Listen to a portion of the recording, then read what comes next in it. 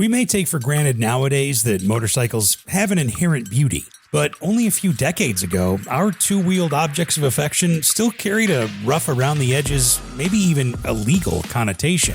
$5 words aside, we have filmmaker and author Ultan Guilfoyle to thank for changing society's view on motorcycles. After all, he's half of the team that brought the legendary The Art of the Motorcycle exhibit first to the Guggenheim Museum in New York City and then to Bilbao, Spain in the late 90s, which brought over 100 of the world's most iconic motorcycles together in one building, proving to the world that something well-designed can also be stunning to look at.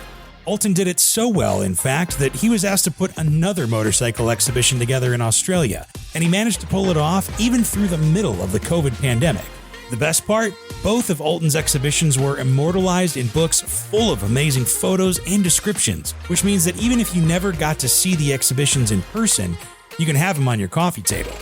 This is Ultan Guilfoyle. I'm your host, Mark Long, and you're listening to Driven to Ride. All right, Ultan Guilfoyle, you are on Driven to Ride. Thank you so much for being here and spending some time with us. Hey, Mark, it's my pleasure. It was great to meet you at the Barber Museum recently. Listened to your podcast many times, and I'm thrilled to be here with you today. Yeah, no, we're super excited. We appreciate the time. It was great to meet you at Barber as well. You've got a lengthy motorcycle history, and I'm excited to dive into it. But I want to start kind of at the beginning with you. Maybe in your own words, what do most people know you for? What's your claim to fame or claims to fame, maybe in your case? Well, that's a funny question. I don't really have any. I'm a generalist, and my family would laugh at me when you say that I've got a long history of motorcycling because they see me as something completely different. Okay. So I grew up in Dublin in Ireland. I'm a lifelong avid art fan, so I love art, and I read art history in college in Dublin, and so my world has always been art and music. And very shortly after leaving college, I joined the BBC in London. I was a producer-director there on music shows. Then I set up a production company with my friend Bob Geldof in London, and Bob and I did a number of music films and art films, one of which was a film about Frank Lloyd Wright and the Guggenheim Museum in New York, which at the end of the 90s took me, the 1990s, that's the last century for those younger listeners. It took me to New York, where I eventually was invited by the Guggenheim to set up the film department, the first film department ever at a major museum. Mm-hmm. And so I did that, and that's what brought me to New York, and that's what brought me to the Guggenheim. To answer your question specifically, my career really has been as a filmmaker and as a writer particularly about architecture, design, and sometimes art itself. And so not so much motorcycles. Well, not to spoil it, but, your time at the Guggenheim, you were one of the men responsible behind the kind of legendary Art of the Motorcycle exhibit there, just to set the stage. But kind of as listening to you talking at the Barber Museum with Pierre, there is a lot of art and design and thought that goes into motorcycle design. So it's not as much of a stretch, I think, maybe as people think. Well, indeed. I mean, so the Art of the Motorcycle, here's a poster actually I have on my wall here in my apartment in New York. Yeah. That was a poster used on the subway in New York City at the time of the exhibition. And I managed to snag a couple when they were removing them from the subway cars at the end of the exhibition. But to go back a little, it wasn't an accident that I was asked to do this exhibition, to curate the exhibition. I've been a bicycle rider, okay, and a motorcycle rider from a young age. I mean, bicycles, people of my generation in Europe, in England and Britain and Ireland, we lived on our bikes. We went to school on our bikes. We went to play sports on our bikes. We delivered newspapers on our bikes. We did everything on our bikes. Sure. And as soon as we could, we found a motor for our bikes. In my case, I bought a NSU Quickly, which is unusual in America. Americans don't really know this little moped, but the NSU Quickly was a German moped with a 50cc two-stroke engine on it. And I bought that from a classmate at school for £1. and which is the equivalent of about 50 cents in those days. But what I didn't know was that I was supposed to put oil in the two-stroke mixture, in the gas Oh, mixture. geez. So I did some very hot laps around the orchard in our family home in Dublin. And the hottest was the very last one before it stopped running and never to run again. So that was my first motorcycle. But to bring further up to date with the Guggenheim, my boss at the time, Thomas Krenz, the director of the Guggenheim, was fond of saying that the Guggenheim was a collection of art and architecture, because the building on Fifth Avenue, 10 blocks from where I live now, was designed, of course, by Frank Lloyd Wright, the great American architect of the 19th and 20th century. And it was his last building, opened in 1959. And it's an amazing piece of individualist modernism. And it's certainly a landmark in New York City. So my boss, Tom Krenz, always said that, the Guggenheim, the building itself, was the first object in the collection. Sure.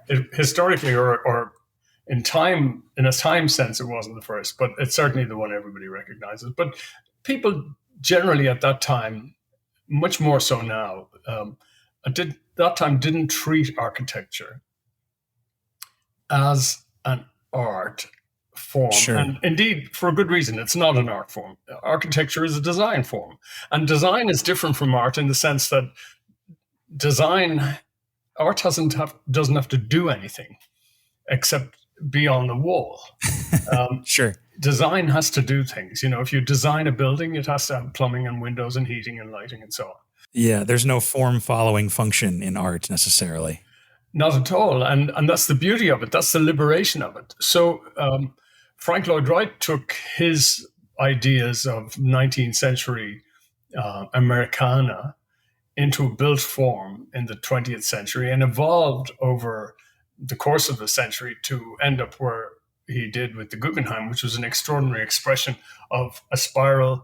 He called it an inverted ziggurat. It was a great phrase. I mean, nobody really knew what it meant, but anyway, there was this upside down cone, and it became notorious and famous at the same time. A very difficult building to show art, or at least show painting in, because the ramps slope like this, and so the gallery walls are sloped. So you hang a painting on it. Do you do it? You make it right. You have to maybe adjust it. You have to do it this way. Right. So it's a skill. For sculpture, on the other hand, it's fantastic because you can pull it away from the walls, and you can see a sculpture from across the rotunda. So you can be 100 feet from an artwork. You can see it from different angles. And so for me, we're jumping forward a bit, but for me, installing motorcycles in the rotunda was a thrill, because it was like taking sculptures and three-dimensional objects and putting them up in space and allowing people to walk around them and see them from different objects and see them in a way that they'd never seen them before. And that was the purpose of it, really. Well, let's go back to the beginning of the idea for the exhibit. I mean, how did the idea even come into play? It wasn't my idea. That's for sure. It was Tom Krenz's idea. So there's a funny story there too. So Tom is a motorcycle rider, avid motorcycle rider. He rode his BMW to the office every day. Occasionally I rode a motorcycle to the office as well. He and I understood that we both liked motorcycles and cars and things. And over a course of a couple of years in the 90s, he would say, how many cars do you think we'd get in here? And I said, not many, Tom, maybe 20 or 30. You can't get any on the upper ramps because they get narrower as they go up. Sure. I said, you might get 2 or 3 down here and 1 or 2 there. And you might get 20 total. He said, no, I need 100. And I never knew really where he was going with that until one day I get a call from his office, and Ultan, Tom needs to see you. And I said, okay, I can come tomorrow, or no, now. And so I walked into this meeting Tom was having with about 10 people, and I didn't recognize any of them. They were all in suits, men and women both, and all very quickly realized they were German, and they were from BMW. And they were there to ask Tom if the Guggenheim would present an exhibition of German expressionist art. And the thing about the Guggenheim collection is it's got a lot of very good German expressionist art. And so BMW thought, well, that'd be great. An exhibition of German art, and we could get behind it, and it would be good for both of us. So Sure. it dawned on me when I came into the room and took a seat that was being discussed, right?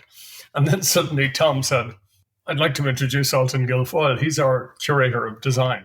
I wasn't his curator of design. He made that up on the spot. Just roll with it, yeah. I was in charge of the film department. But in any case, he said, and I kind of did a big gulp. Where is this going? I'm just going to have to keep nodding my head.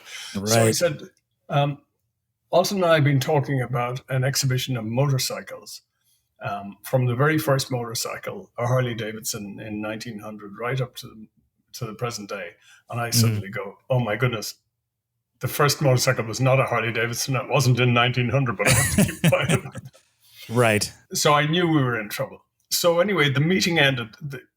The group from Germany could not have been nicer. I mean, really, they're top marketing people, they're top people, and they were all very brilliant. But they couldn't understand how they had got from German expressionist art to motorcycles like that. Sure. And they left kind of shaking their heads, but they agreed. They said, yeah, okay, we'll do that. Fine. So then Tom and I really had to put our heads down, and he said, I want you to curate it. Pick 100. Let's make 100, like 100 for 100 years. And I said, yeah, but it's longer than 100 years, Tom, because the motorcycle, as far as I know, and I haven't done much research, but the motorcycle goes back to, 1875 or something like that. So he said, yeah, whenever. But like 100, roughly 100 in the rotunda. And, Tom was a gesture guy. He wasn't a detail guy. Sure. So, here's the idea. Let's just roll with it. Yeah. Exactly. You make it happen. I thought, oh no, I'm in trouble now because A, I'm busy with my own work. B, I'm busy with Guggenheim film work because I also had a career, a parallel career of my own. Oh, okay. And I thought, oh my goodness, how am I going to do this? So I started buying books, as one does, and digging into the history. And the books kept telling me different things, like this was the first, that was the first. And the books were pretty loose about the facts. There was no Wikipedia then. There was no, there was an internet, but it was very young. Sure. So I had a brainwave. I had met a guy on the internet, on one of the motorcycle chat forums about British bikes, who was a physics professor in Arizona, in Tucson, Arizona, at the University of Arizona. And we had met because he was coming to New York and he said, look, I know by your email address that you're at the Guggenheim. Is that anything to do with the Guggenheim Museum? I said, it is. He said, well, could we meet? And I'd quite like to come to the Guggenheim. I said, yeah, sure. So we met and I brought him to an Ellsworth Kelly exhibition at the Guggenheim. We had a great time. We hit it off. We went and had a nice lunch and we became firm friends, and we're friends to this day. His name is Charles Falco, and Charles is now a professor emeritus of physics at the University of Arizona. But I knew that he had a collection of publications about motorcycles, that he really had an academic approach, even though he was a physicist. He understood the technology better than just about anybody. Sure. So I said, would you ever consider helping me out with this exhibition? And he said, no, I'm really, you, man. Okay. And I said, well, think about it he was traveling somewhere. I said, think about it on the plane and let me know when you get to the other side. So he called me back. He said, yeah, okay, I'll do it. I'll help you out. All it took was a plane ride. Yeah. And so we became effectively co-curators of the exhibition. And he and I went through thousands of motorcycles from all sorts of places. And we defined how we would choose them. We defined them that they had to be of an aesthetic importance. In other words, they had to look great. That's a subjective, measure. By, but just like art is a subjective measure, you either like it or you don't. So it had to be aesthetically pleasing. It had to have some sort of technological importance. It had to do something that was, something extra, and it had to have some sort of place in the culture, in the popular culture.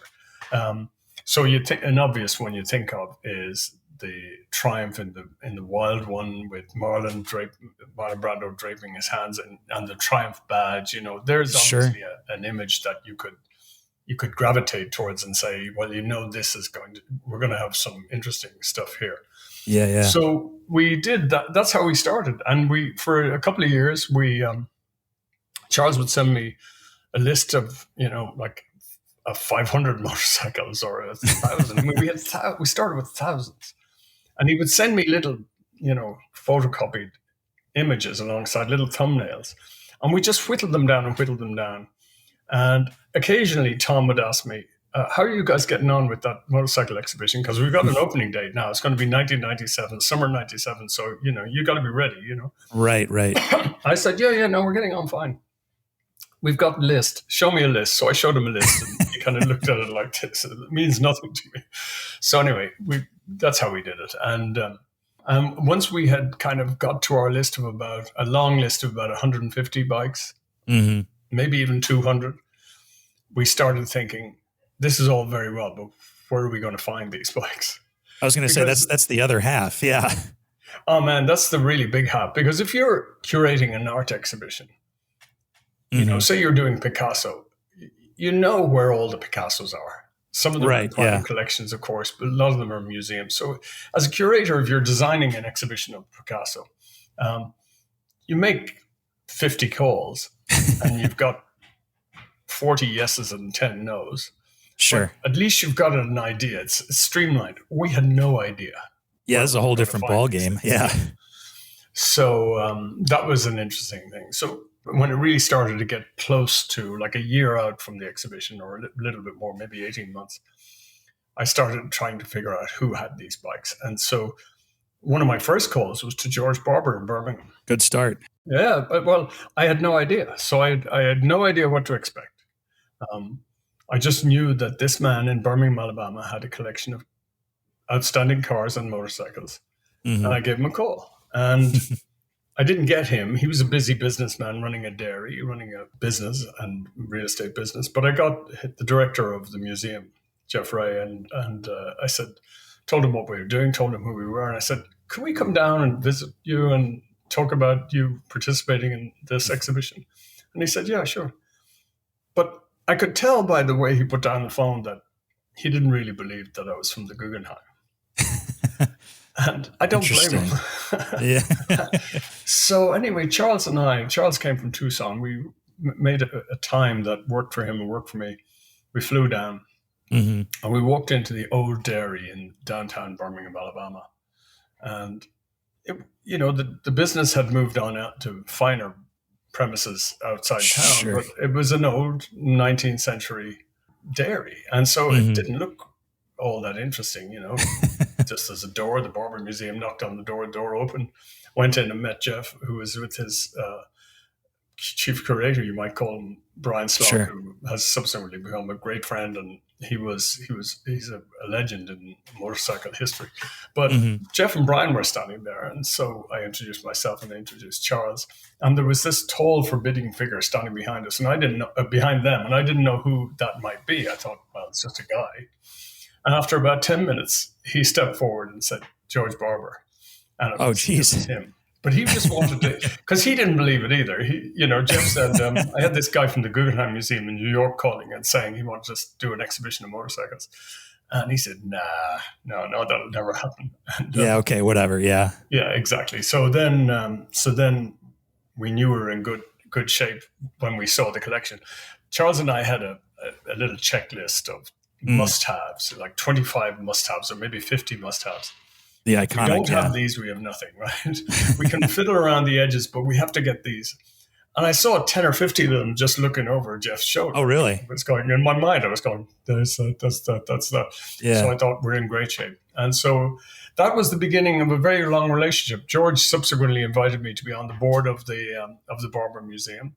The Barber Museum now, as you know, is probably the most important automotive design museum in the world. Certainly motorsports museum. And for cars, it's got some of the most outstanding historic race cars ever, including John Surtees' Formula One winning Ferrari, a number of Porsches, a number of really outstanding cars. And then on Yeah. bikes, it just has the best collection of the best motorcycles from the very beginning. And by the way, there's a racing track right next door. Oh, It's attached. that's right. So that's right. you take out one of these things, take it off its pedestal, prep it, fire it up, and let Kenny Roberts go and ride a few laps around the track. I mean, it's amazing. Do you remember a couple of those? You said you had those like kind of 25 or 50 must-haves. Do you remember which ones that kind of were at the very, very top of the list? Yeah, I mean, sure. So a Triumph Bonneville, if you're thinking of British bikes, a Triumph Bonneville. Yeah, naturally. A Speed Twin, a Triumph Speed Twin, which is the kind of era of Marlon Brando that I was talking about, which was a groundbreaking motorcycle in terms of design and technology. A BMW, you could almost throw a stone over your shoulder at BMWs and pick any one that landed on. But, we really wanted the R32, the very first BMW, because it told a story about technology and design. And the story essentially was that, BMW after the First World War was not in the business of making arms or airplanes anymore. The BMW Roundel is a propeller. There's blue and white, and that comes from its days as an aircraft manufacturer. And and the engine of the boxer to suggest this, it's like back and forward, like boxers in a ring. The boxer engine was so designed so that the cylinders could be in the airflow of an airplane. So, the propellers on the front, but the cylinders in the air, so that keeps them cool. So you had and it was a shaft drive, no chain, because the designer understood what he was dealing with in early 20s Germany. Not very good roads, not very good weather. Try and keep everything as oil tight as possible. Whereas everybody else had chains and they always broke and got messy and got disgusting. It was really a bad deal. I mean, the early days, there were leather belts, of course. Yeah. I spent quite a lot of time in Munich, a lot of time in their museum, which is a beautiful museum. Saw everything they had and made my choice with Charles on what BMWs we wanted for the exhibition. And they didn't have everything we wanted, actually. But oh, really? But everything that we did want, they had, and were prepared to, or everything that we wanted that they had, they were prepared to lend and send over. And so I think one or two we picked up here. But yeah, that's how we did it. Harley, American motorcycles, of course, the first Indian, first Harley, early Harley board trackers. Board tracking was a big phenomenon in early America, board track racing. And it came from the velodromes, the wooden velodromes, which are bicycle racing tracks. Oh, sure, yeah. Particularly in Europe, where it was a spectator sport. And in America, they just made them bigger and bigger and stopped running bicycles on them and put motorcycles on them. And so the board track racing, early board track racing bikes like the Harleys and the Indians, they were really important to get. And then on up into the contemporary era, collection of Ducatis. Miguel Tamburini designed Ducatis like the 916. He also designed the MV Augusta F4 750, which was the last bike in our exhibition, actually. Oh, cool. And that was a Tamburini design. Miguel Galuzzi with the Ducati Monster. I still ride a Ducati Monster. Oh, really? Yeah. And, Charles and I were in Italy visiting Ducati and MV, and we actually put our hands on the first engines to come off the the MV Augusta F4 engines to come off the assembly line. That's cool. And and one of them was in the exhibition. So that was the short list, if you like. I mean, so just the obvious must-haves. It's easy to get a must-have from a contemporary bike. It's more difficult to get a must-have from an early board tracker.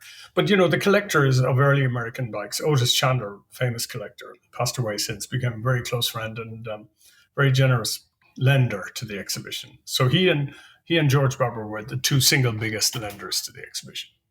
I got you. Yeah, it speaks to the motorcycle community that people are usually very friendly and very generous, and that's nice to know that it goes kind of all strata of motorcycle owners and collectors, no matter how big or how small. You're absolutely right about that, Mark. And I think it applies to cars as well. I think car Sure. owners are similarly generous. Um, of course, we dealt with the manufacturers where it was Hmm. appropriate. Harley Davidson were very helpful. Sure. Initially dismissive, actually. They thought, Hmm. we're in Milwaukee. I mean, we don't have any Harley riders in New York City. Sure. But then Willie G. Davison was a wonderful man, a brilliant designer, but he became a friend, and they lent to the exhibition as well. So yeah, Interesting. you made a comment earlier on, which I want to pick up on, that design has the quality of art sometimes.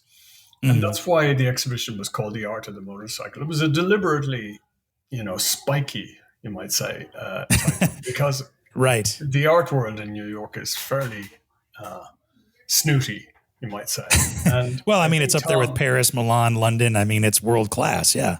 Well, yeah, and so Tom just likes tweaking people, and I think for him to call it the art of the motorcycle was a real tweak. But what he meant and what I understood by the term was that, at its finest, the motorcycle or any designed object at its best has the quality of art about its shape and form.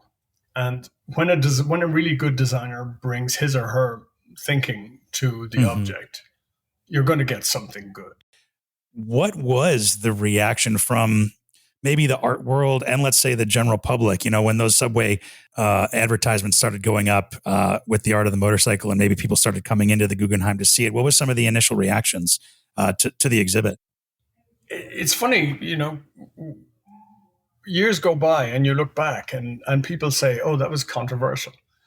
Right. It wasn't that controversial. It was a blockbuster in the sense that I didn't even understand where that word comes from.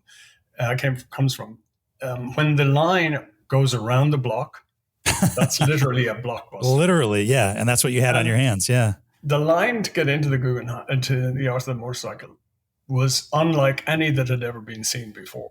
It was literally a blockbuster from day one. And that was thrilling. The reviews were incredibly kind. Robert Hughes was an Australian polymath and writer and design critic, art critic, and he wrote a review in the New York Time magazine. That was a complete rave review, and so that carried the art world along with them to an extent. Now, other museums weren't as kind, and I'll tell you why. Interesting. So, the Met down the road from the Guggenheim has its own fashion institute. So that's just a euphemism for a place where you can show fancy clothes. But because it's a fashion institute, they feel that fashion is perfectly good subject for exhibition, which it is. Sure. Now, but the Guggenheim doing not fashion in this case, but motorcycles, design, outrageous. They're German expressionists. They're kind of, contemporary art. They're not design. Like, how dare they? So there was that going on. Interesting. But it was, professional jealousy more than anything else. The public loved it. Oh, sure. In the middle of the week, moms with kids were in there pointing at things and trying to peel their children off the bikes. At the weekends, a big crowd of bikers would descend, and we did a fun thing. So our head of marketing was a very wonderful woman, and she called the NYPD and said, could you just clear the front of the museum of all parking, and could you just kind of put up a sign that says only motorcycle parking allowed? Oh, smart. And they said, yeah, okay, that's fine. We can do that. So they did. They changed all the signs. They put motorcycle parking only. And that's cool. That's super smart. 100 motorcycles on a Saturday or Sunday morning.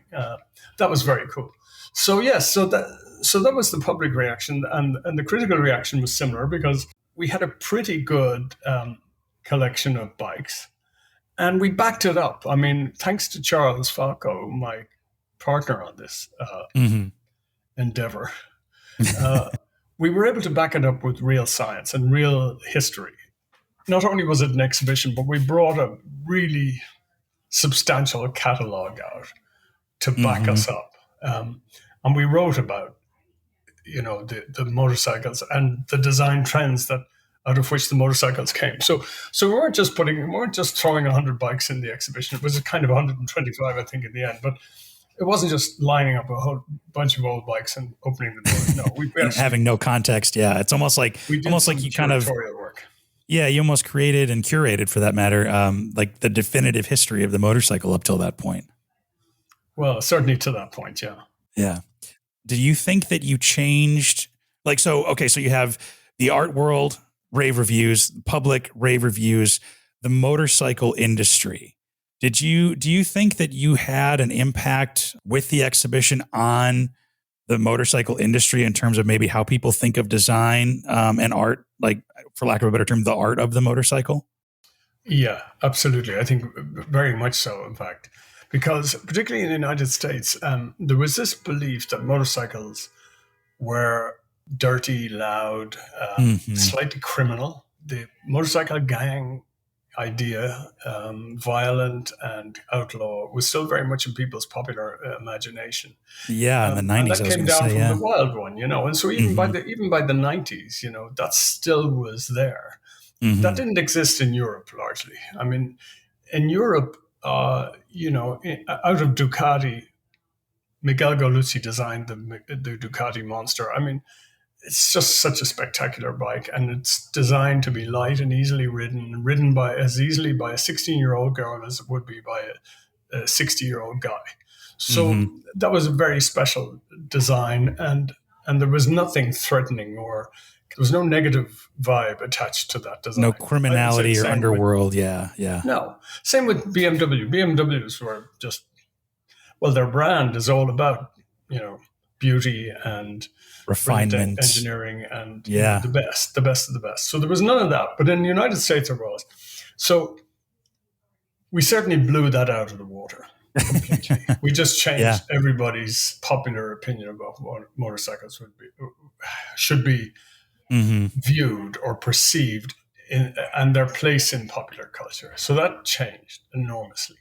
And I know definitely the advertising changed around motorcycles very much at that time. Now, there had been other people had brought a kind of more wholesome thing to motorcycle design, motorcycle marketing and perception. Honda had an ad that said, "You meet the nicest people on Honda." Yep, I was hoping you were going there. Well, yeah. So Soichiro Honda, who is the founder of Honda and the great designer, the great thinker behind about the modern motorcycle, he was the one who kind of ushered in that idea of you meet the nicest people on a Honda.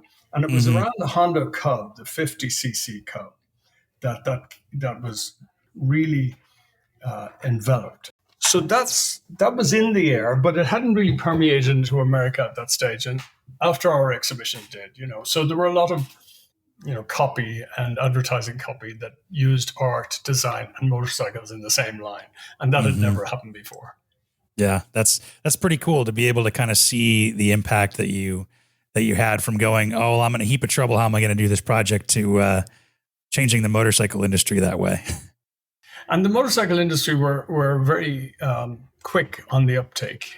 We got to know them. They were very keen. They were calling us up saying, "How can we help?" Very cool. And I got invited to things. I got invited to talk to things. I got invited to ride a lot of motorcycles. Not a bad thing. Yeah, not a bad thing. They were keen. So it met its moment, and they met their moment too. Interesting. Well, you hinted at it earlier, and so we'll switch gears to it. This was not the last motorcycle exhibition that you guys had put together. In fact, you had been asked to do it again in Brisbane, Australia. Yes. Can you tell me how that all came to be? So Charles Falco, my partner in crime, Charles was giving a physics lecture in Australia and was approached by a gentleman who asked, would he be interested in revisiting the idea of a motorcycle for the 21st century? So ours was a retrospective, you might say. Sure. It was looking past from the vantage point of the end of the 20th century.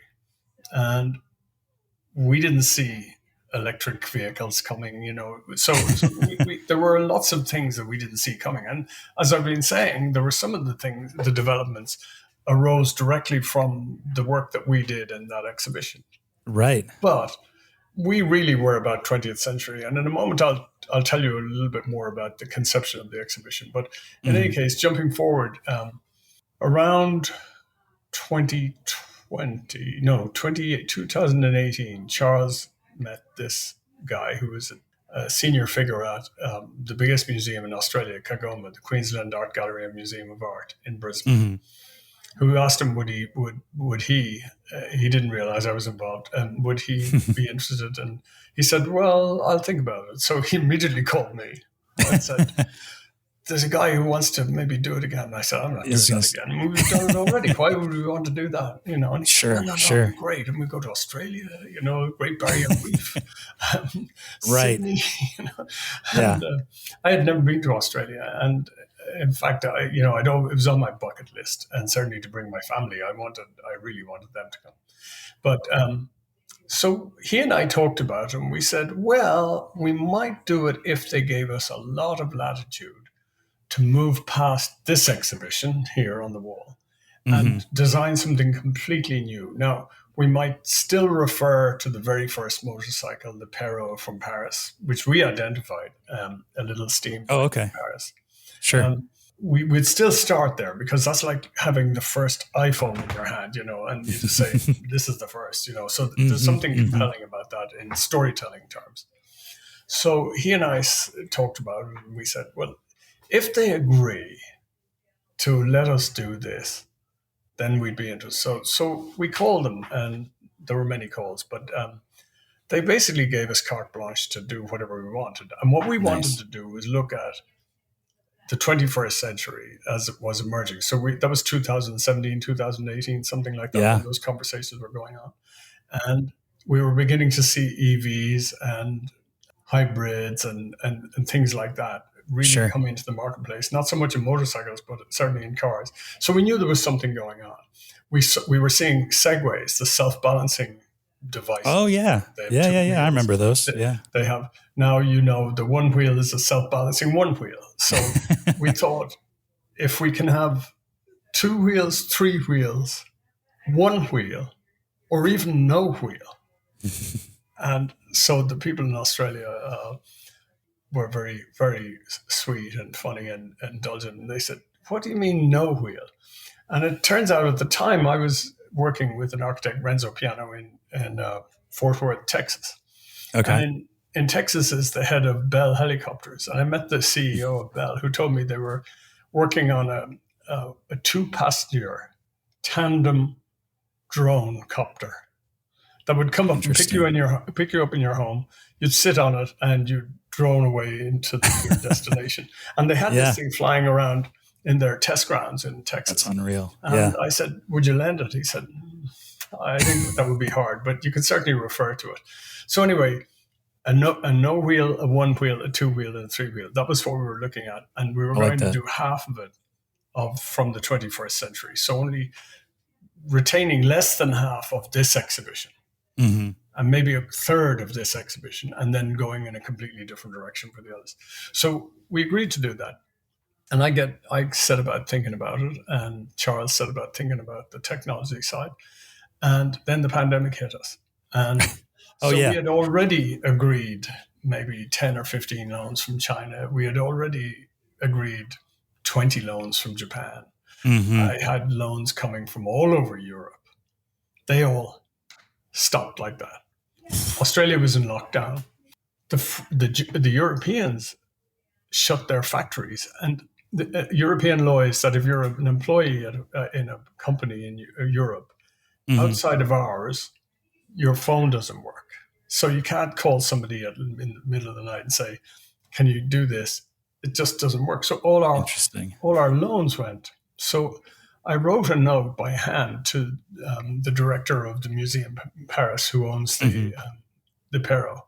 And I said, we have this pandemic. If we go ahead, can we be assured we'll get your bike at least? And she wrote back. She called me, actually. She said, It's still in its crate. I put it in its crate a couple of weeks ago, so it's in its crate and it's going to stay in its crate. And if we can get it to Australia, we will. So we in 2020, the pandemic hit us all in March of 2020. I had just come back. Charles and I had just come back from Australia. We'd had an amazing. That was our second of 2 trips. We had amazing time. We were planning the exhibition. It was going to open Sure. in June, and it was going to be a huge blockbuster, and it was going to open in November. Okay. And that was time to Thanksgiving for us here. So I was going to bring my family, and we were going to have a vacation in Brisbane. And the pandemic locked us down. So then we kind of muddled along, and we thought, well, what's going to happen? Because nobody knew what was going to happen, right? Right. We're all just kind of sitting there waiting. We're all waiting. And so, and it was a really bad time. People were dying all around us, and, so that was bad. So we had a call in June of that year, end of June, with Chris Haynes, the director of Kagoma, amazing guy, brilliant curator himself, brilliant art historian, and running, arguably the best museum in that part of the world, no question. So Chris said, we have a decision to make, gentlemen, to Charles and me on the phone. And he said, I'm prepared to take a huge risk here. And with the government and with all our funders and our audience, I'm prepared to say, yes, we'll go ahead and open. But you have to be honestly look me in the eye and say, we can get the loans. Like, you can get these objects, because you can't get Chinese objects. You can't get Japanese objects. You can't, da-da-da. Right. So I took a deep breath and I said, yeah, we can get it. So we got to work. I hit the phones, basically. I had some very, very good friends in Australia who helped me. Okay. And, every single night I was talking to 2 or 3 of my friends, and the time difference being what it was, these calls were at 11 o'clock in my time. Yeah, I was going to say, you're doing this in like almost the middle of the night, trying to get these deals done and get people to loan you motorcycles. 100%. And my family were all asleep, and I was at my desk kind of like, could you lend us that Moto Guzzi?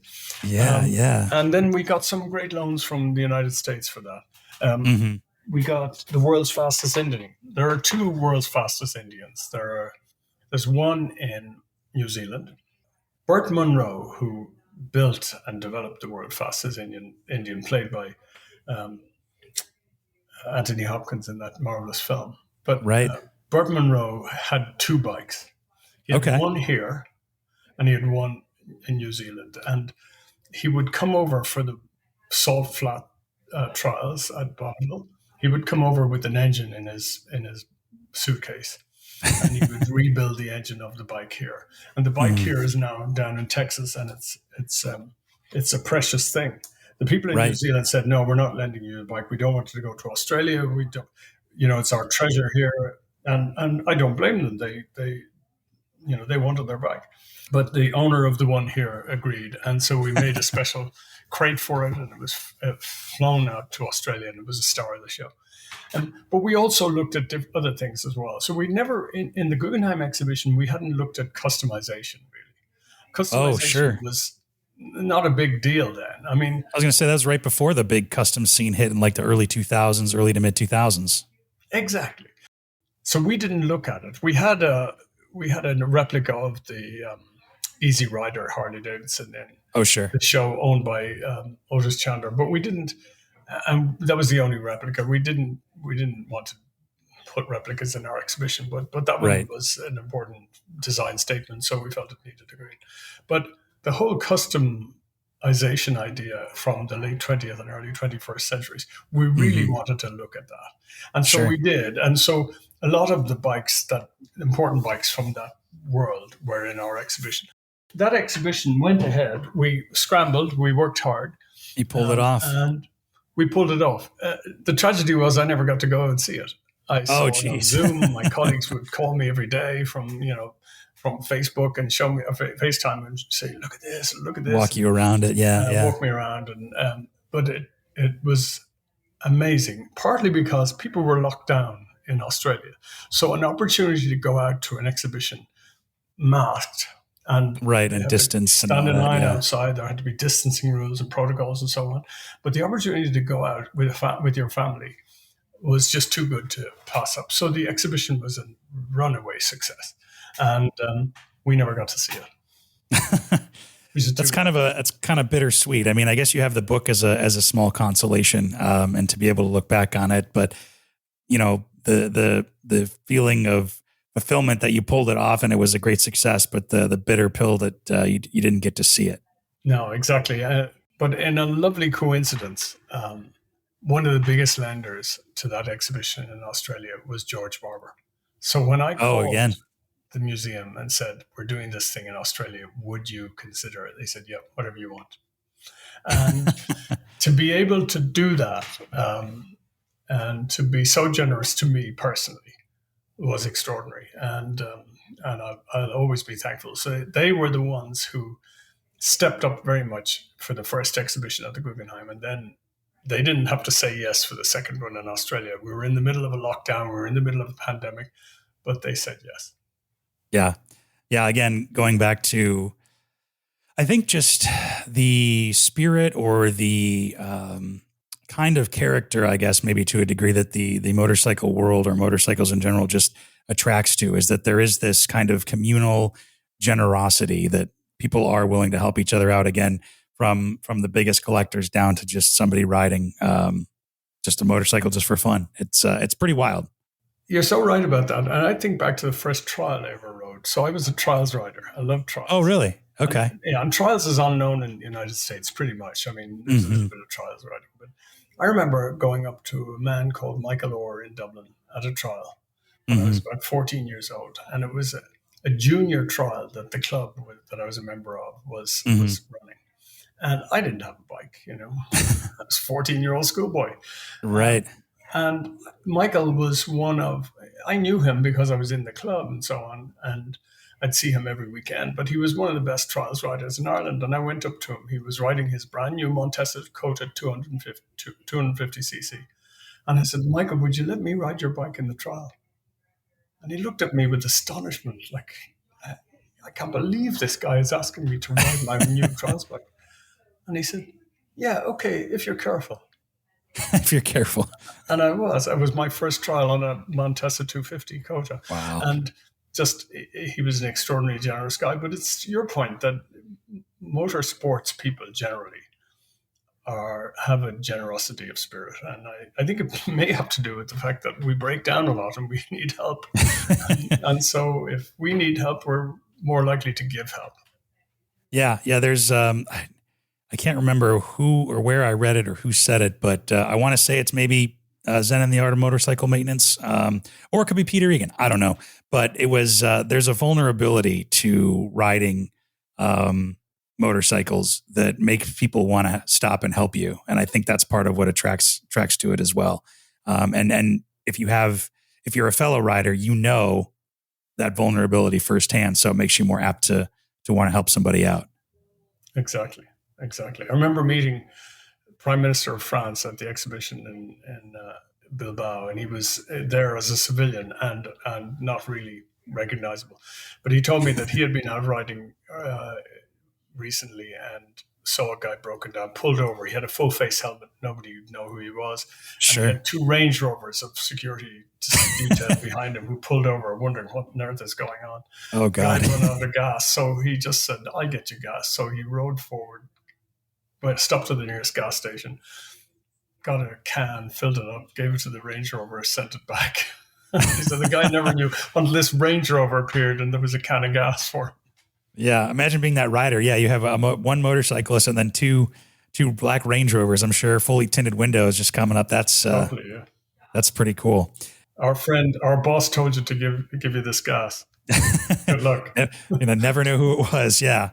Well, Ultan, this has been a fantastic conversation. Thank you for sharing your stories of pulling off these 2 amazing landmark exhibitions and kind of showcases of the world of motorcycles, and and sharing how you pulled it off and the result and all that. I don't even feel like we scratched the surface of talking about motorcycles, so we'll have to have you on again and and talk about your writing and writing in New York City. There's so much to talk about. So I'd love to have you on again if possible. Happy to do it anytime, Mark. It was a real pleasure. Thank you for inviting me. Yeah. So, and before we go, where can people find your work? Maybe pick up the two books from the exhibitions. Find out more about you. Where can they find all that? Well, this book sadly has been out of print for years, and okay. I met Tom Krenz, my old boss, who's now retired. I met him at the Guggenheim in Bilbao a couple of years ago, and he said to me that he was buying these on eBay now because they were bought for $300 or $400. And whoa, okay. He said the really valuable ones are the ones with your autograph. He said that to me. He said nobody cares about my autograph, and I don't think anybody even knows it is my autograph. This one isn't even autographed, so. This one of mine, I don't have my own autograph on it. So that's out of print. You can get it in those places where historic books are sold, or Aid Books, or any of the old bookstores, booksellers. This one is widely available. The Motorcycle Design Art Desire by Charles Falco and myself. And that's published by, as I say, by Phaidon, but that's widely available. And so you can get that. Yeah. And I'd encourage people to do it. They're beautiful books, even if I say so myself. Yeah, the way the books are designed, the covers look beautiful. So, Ultan, thank you again. This won't be a goodbye for now. It'll be a see you next time for sure. So, thank you again. Okay, thank you, Mark. Thanks for listening to Driven to Ride. Interact with us and check out full unedited conversations, photos, interviews, video interviews, plus other goodies on YouTube or Instagram at Driven to Ride Podcast. Or you can check us out at driventoridepodcast.com. And make sure you leave us a rating and review from wherever you get your podcasts too. If you have an idea for an episode or a guest, or you want to invite us out on an adventure, email us hello@driventoridepodcast.com. Driven to Ride is wholly owned by Flint Rock LLC. Made possible with help from Matthew Miles, and written, hosted, and produced by me, Mark Long. We'll see you out there.